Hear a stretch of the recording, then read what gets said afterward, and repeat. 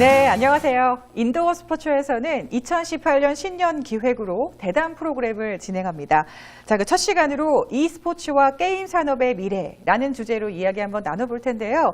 자, 이 시간 좋은 말씀 나눠주실 이헌욱 변호사님 모셔봤습니다. 안녕하세요. 네, 안녕하세요. 네. 아, 정말 바쁘실 텐데, 정말 어려운 걸음 해주셨어요. 감사합니다. 네, 감사합니다. 네. 사실 제가 이 프로그램을 진행하기 전에 이제 같이 이야기를 나눌 분이다 보니까 네. 제가 인터넷으로 좀 약간 검색도 해보고 여기저기 좀 알아봤거든요.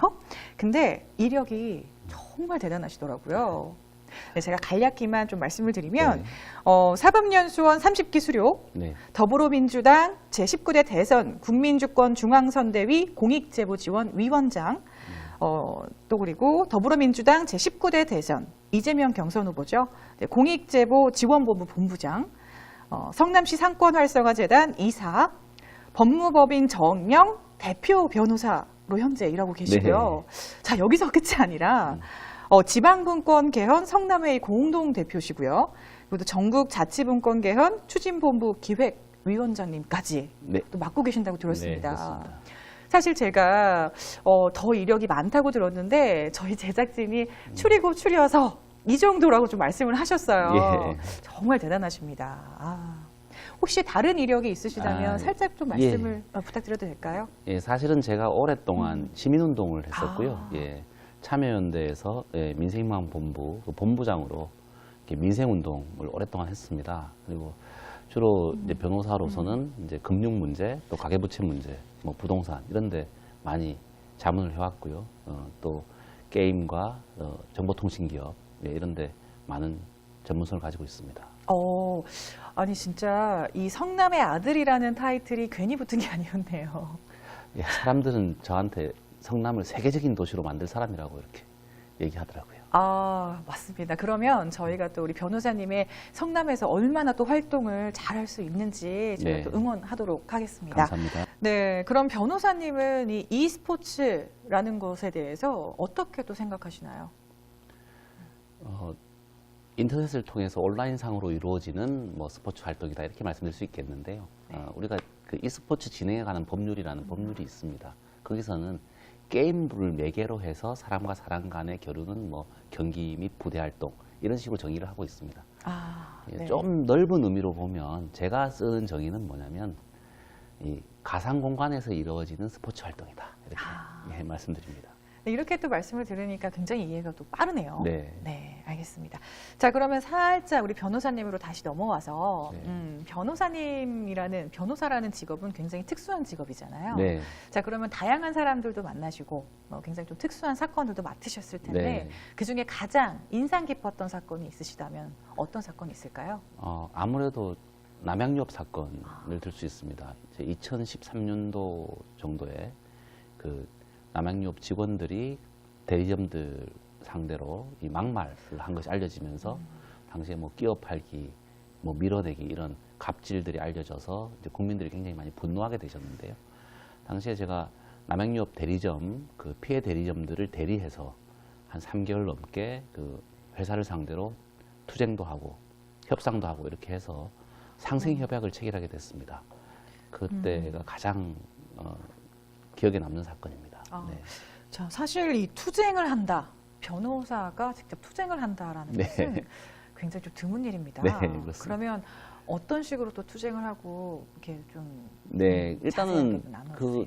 당사자들이 투쟁을 하는 것이죠. 피해를 입은 당사자들이 나서서 이제 뭐 시위도 하고 네. 그때는 뭐 협상이 원활하지 않아서 막 삭발, 단식 투쟁까지 했었는데요.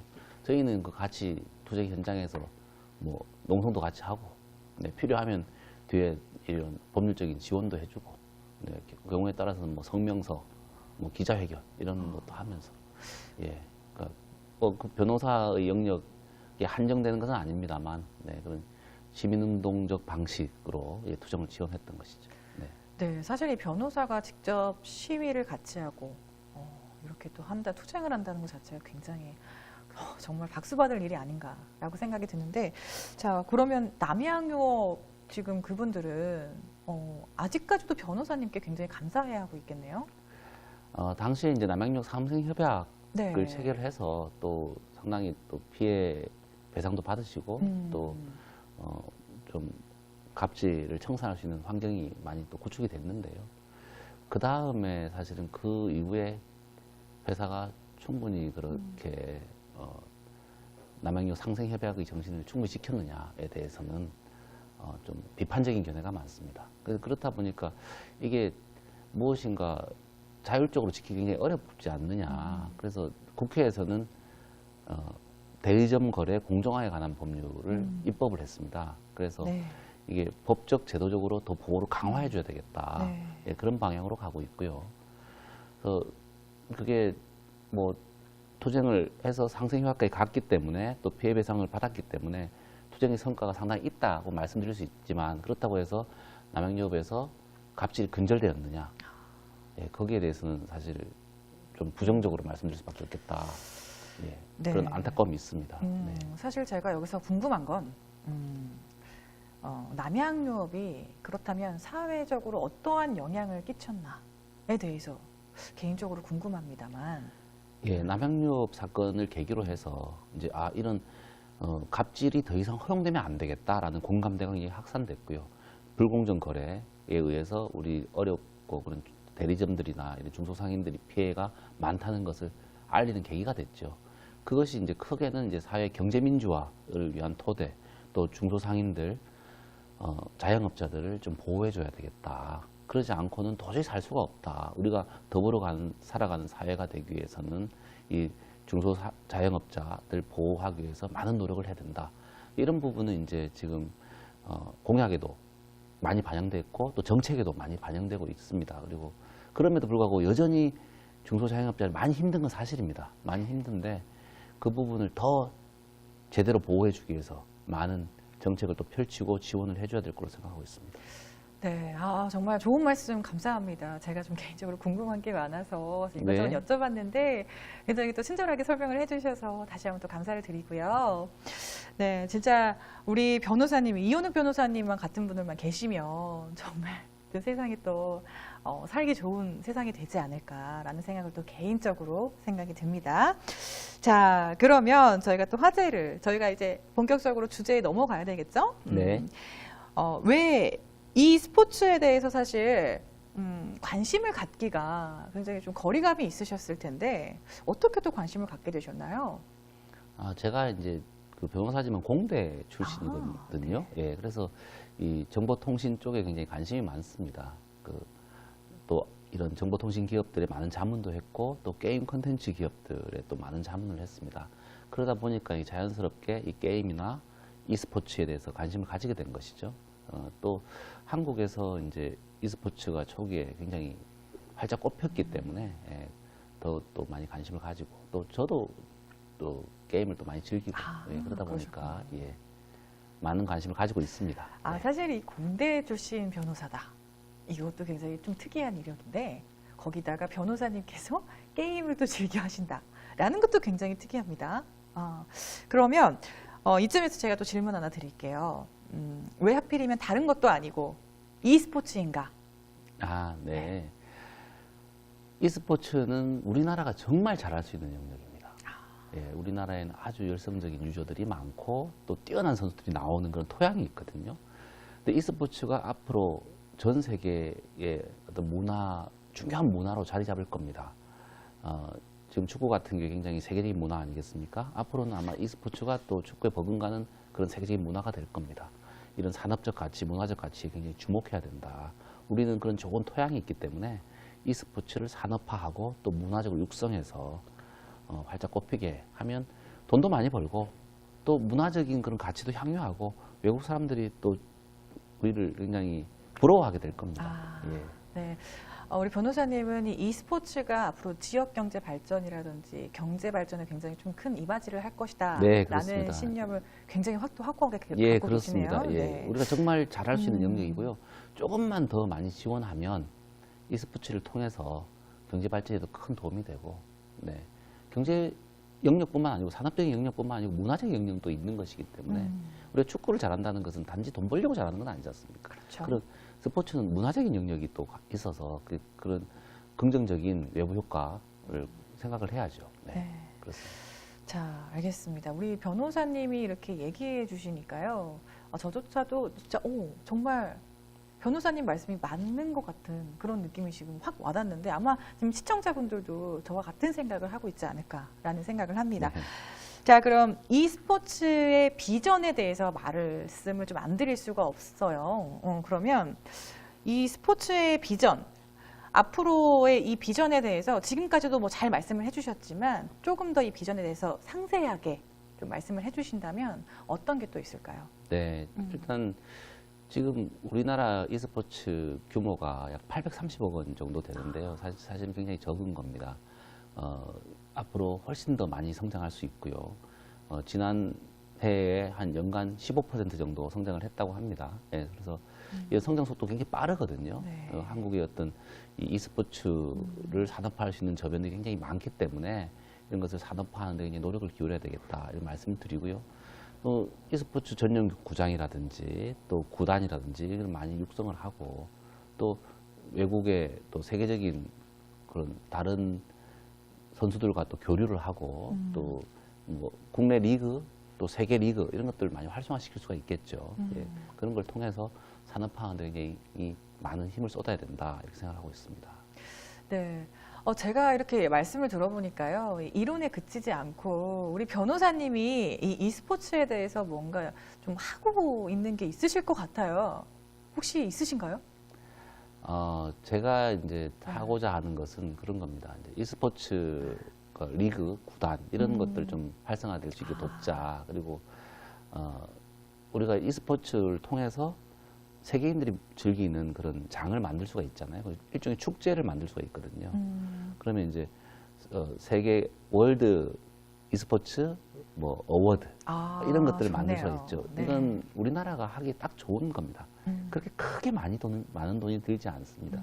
근데 우리나라보다 요새는 유럽이나 미국이나 중국 이런 사람들이 굉장히 열광하기 때문에 그 사람들한테 한국에서 e스포츠 선도해 가는구나 이런 느낌을 줄 수 있죠. 그래서 또 뭐 포럼 같은 것도 할 수 있고요. 네. 예, 그래서 좀 마이스 산업 이런 쪽하고 연계를 시킬 수가 있습니다. 그럼 부가가치가 훨씬 높아지겠죠. 네.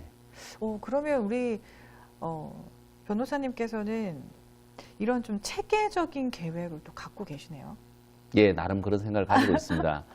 지역적으로도 보면 네. 이제 뭐 우리나라에서 가장 e스포츠를 하기 좋은 환경이 있는 곳이 성남이거든요. 분당 판교. 네. 그쪽에 이제 한국 게임 산업의 60% 이상이 그쪽에 있습니다. 그러다 보니까 그런데 이제 e스포츠 전용 구장 같은 걸 만들어서 또 구단을 육성해서 세계적인 어떤 e스포츠 메카로 만들 수가 있죠. 예, 그러면은 그 외국에서 관광하러 왔다가 그러니까 뭐 서울만 보고 가는 게 아니고 그렇죠. 이 둘러보고 가는 거죠. 여기 e스포츠가 상시적으로 열리고 또 이렇게 관심 있는 사람들은 구경하러 오지 않습니까? 네, 그렇죠. 축구 보러 영국 가지 않습니까? 뭐 그런 것처럼 되게 만들어야 되는 것이죠. 네, 만들 수 있다고 생각합니다. 성남이 그런 인프라가 잘 조금만 노력하면 그런 환경을 가질 수 있다고 생각합니다. 네. 말씀만 들어도 저도 굉장히 흥미를 느낄 정도예요. 정말 많이 흥분이 되는데 우리 성남 시민분들은 우리 또 이런 변호사님이 이런 계획을 갖고 있으시니까 굉장히 좀 든든하시겠어요. 이제 제가 계획을 가지고 있는데 시민들은 잘 모르시는 것 같아요. 그래서 네네. 좀 알려드려야 될 것 같고. 네. 네. 그래서 이런 e스포츠나 게임 콘텐츠 산업 또 정보통신 이런 쪽에서 성남 미래 먹거리 또 성남을 세계적인 도시로 만들 수 있는 그런 잠재력이 있다 이런 말씀을 드리고 싶고요. 이걸 하기 위해서는 하드웨어뿐만 아니고 소프트웨어 굉장히 중요하다. 물론 하드웨어도 중요합니다. 경기장을 건설한다든지 이런 거 있어야 되지만 좀 많은 지원을 해주시고 또 이게 그런 산업적 가치, 문화적 가치가 굉장히 있거든요. 작년에 우리 그 e스포츠 선수들 평균 연봉이 9,700만 원 정도 네. 됩니다. 예, 그래서 그런 것도 상당히 어떤 일자리로서도 괜찮습니다. 예. 아니 지금 변호사님 말씀 들어보니까요. 제가 지금 성남에 이사를 가야 될 것 같아요. 제가 지금 성남에 이사를 가면 조금 더 뭔가 이 좋은 정책, 좋은 이 혜택 같은 게 혹시 있나요? 예, 네, 성남에는 누구든지 성남에 이사를 간다고 하면 네, 그렇습니다. 네. 성남에는 이제 다른 도시에 없는 자체적인 복지 제도를 많이 확충하고 있죠. 네. 예, 그래서 좀 더 젊은 분들은 이제 청년 배당 같은 거 받으실 수 있고, 네. 뭐 그런 무상 교복, 오. 예, 또 아기 낳을 때는 무상 산후조리 뭐 이런 아. 것들 하고 있고요. 또 공공의료원도 지금 짓고 있고, 또 앞으로 지방자치시대에 그래서 지방분권이 강화되면 훨씬 더 많은 복지, 그 지역 밀착형 복지를 제공하려고 하는 것이고요. 네. 그래서 또 산업도 또 지역의 특색에 맞게, 성남은 성남의 특색에 맞게 또 육성할 수 있고, 그런 데서 저희는 이런 e스포츠, 또 게임 콘텐츠, 네. 이런 정보통신 쪽에 굉장히 주목하는 것입니다. 네. 아, 제가 이거 진짜 편파적인 게 아닌데요. 제가 이렇게 또 우리 변호사님한테 성남에 대해서 얘기를 들어보니까, 아, 진짜 성남에 가서 살아야 되겠다. 라는 생각이 듭니다. 자, 시청자 여러분, 성남 한번 고려해 보시고요. 자, 이사를 가신다면 성남으로. 네. 아, 그러면 저희가 이제 굉장히 좀 성남에 대해서 살짝 얘기를 하긴 했는데, 다시 한번 또 주제로 저희가 또 살짝 넘어가 볼게요. 너무 또 이렇게 3000% 빠지면 네. 실장분들이 좀 헷갈리실 수 있으니까. 네.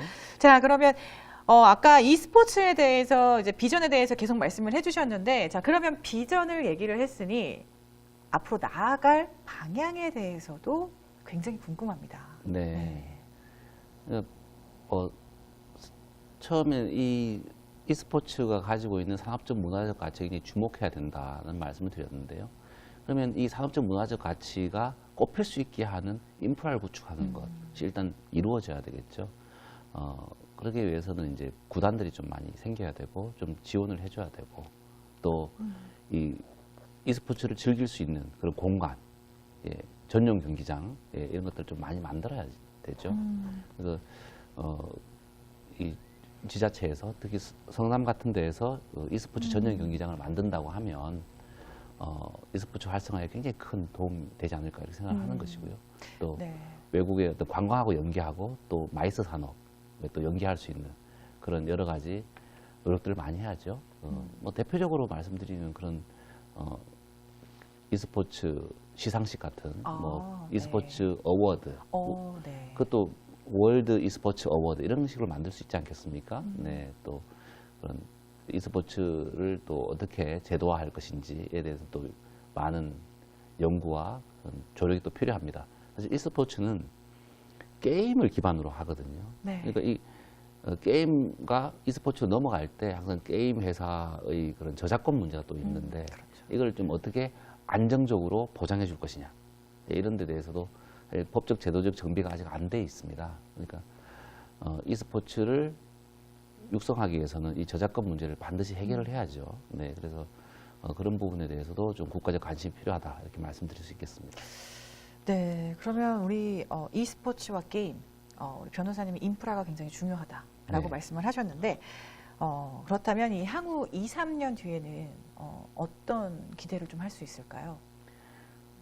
조금 국가 정책이 이제 사실 이제 e스포츠를 진흥하겠다는 방향은 오래전에 서 있는데 과연 그 방향에 맞게 진흥 정책을 쏘았는지는 좀 의심스럽습니다. 그래서 구단들이 많이 사라지기도 했고, 경기도 리그도 많이 사라지기도 했고 이렇기 때문에 구단을 만들고 또 리그를 새로 창설하는 노력들을 더 많이 해야 될 것 같고요. 좀 국가적인 지원을 하고, 이게 다른 영역보다 훨씬 우리나라가 잘할 수 있는 영역이거든요. 네. 또 산업적 가능성이 굉장히 큰 영역이기 때문에 미래를 내다보고 또 투자를 해야 되고, 또 전용 경기장을 만들려는 지자체들이 노력이 있으면 그런 것들이 이제 e스포츠 활성화시대 굉장히 큰 도움이 될 것이고요. 네. 관광 상품하고 연계하기 정말 좋은 겁니다. 예. 외국의 젊은 친구들이 이거 보러 우리나라 올 거거든요. 네. 그걸 만들어서 관광 상품화 할 수 있고, 또 마이스 산업화를 연계할 수가 있고, 예, 네. 이렇게 자, 활성화시킬 수 있습니다. 네, 우리가 잘하는 것을 하면서 네. 지역 경제 발전에 또 이바지도 하고, 네, 그렇습니다. 네, 또 산업화를 만들겠다. 네. 아, 정말 일석이조네요. 네, 그렇습니다. 네, 잘 알겠습니다. 오늘 이렇게 또 이현우 변호사님 모셔보고 이야기 나눠봤는데요. 사실 e스포츠라고 하면 굉장히 생소하신 분들도 계실 테지만 오늘 또 알아듣기 쉽게, 정말 이해가 하기 쉽게 말씀해 주신 것 같습니다. 자, 그러면 저희가 또 다음 회에도 우리 이현우 변호사님 모셔보고 이야기 나눠볼 텐데요. 나눠보기 전에 다음 회에서 우리가 주제로 할 e스포츠가 지역 경제 및 대한민국의 미래 산업에 끼치는 영향에 대해서 그 점에 대해서 좀 살짝 말씀해 주시고 저희도 마무리하도록 할게요. 네. e스포츠와 게임은 굉장히 유력한 미래 산업입니다. 네. 이 부가가치가 굉장히 높고 다른 산업과 연관 효과도 굉장히 높습니다. 네. 또 이게 산업적 효과만 있는 것이 아니고 문화적 효과도 있습니다. 외국이 우리나라에 굉장히 주목하게 되고 또 우리나라의 문화적 가치를 높일 수 있는 그런 좋은 기회이기 때문에 또 특히 성남 같은 지역에서는 e스포츠 또 게임 콘텐츠를 통해서 세계적인 도시로 이제 성장할 수 있게 되겠죠. 네. 정말 다음의 예고까지 이렇게 친절하게 또 설명을 해주셨으니까 다음에도 기대가 많이 되실 거라고 생각이 듭니다. 자, 오늘 이렇게 이현우 변호사님 모셔보고 이렇게 미래에 대해서, e스포츠의 미래에 대해서 이야기 한번 나눠봤는데요. 자, 그러면 저희는 다음 주제로 다음 회에 찾아뵙도록 하겠습니다. 자, 오늘 시청해주신 여러분 감사합니다.